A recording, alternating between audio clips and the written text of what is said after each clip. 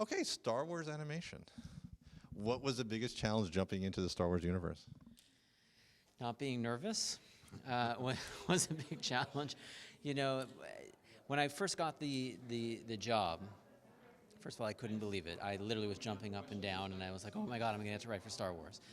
And then it sets in, and it's like, okay, well, I actually need to score this, and it hopefully needs to sound good.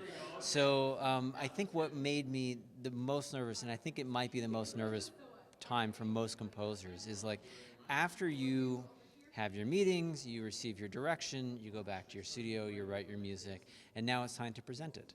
And when you present it, there's no more talking. You know, it's like, please hit play.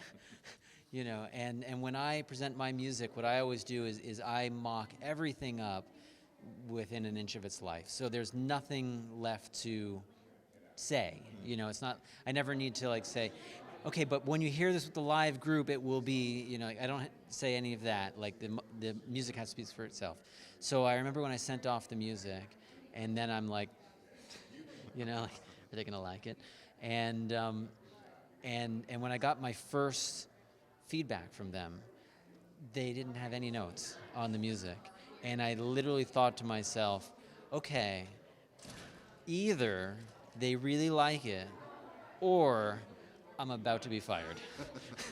like it's so not right that like, you know, we're not gonna make any like thanks, you know, thanks for playing.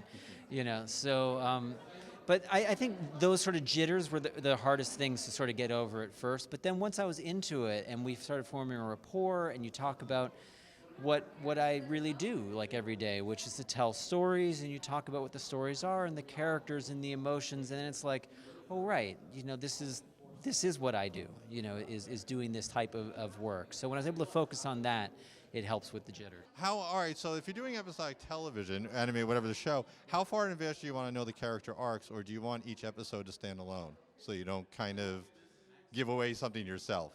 That's a really interesting question because it depends on the series. Some series have an arc, and some series do not. So, for example, Star Wars Forces of Destiny, they were all self-contained stories.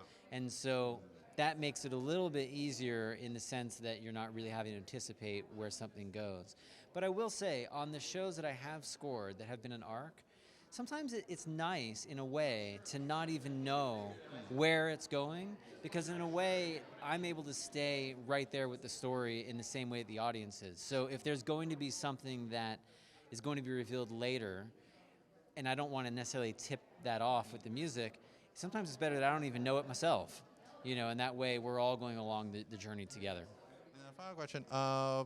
At what point did you realize you were working with John Williams indirectly? Like you're taking on John Williams. What was that experience when that connection happened to you? Well, I start off as a fan, like so many, you know, and such unbelievable reverence for what John Williams does. He is truly, you know, a giant among giants, and never did I think I would ever have a chance to work with him.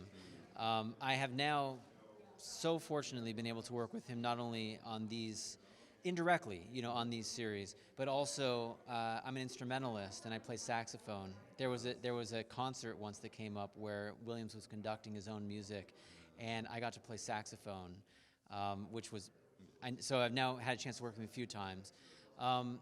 But to work with his music is incredibly humbling, and because I know I can try to know the depths of his talent, you know, the seriousness that goes into what he does, and so it really does bring another level of focus, I suppose. I'm not sure how to say it, because you know, I'm always fully, you know, invested in all of my projects, but to work with his music is to me, it's almost, you know, like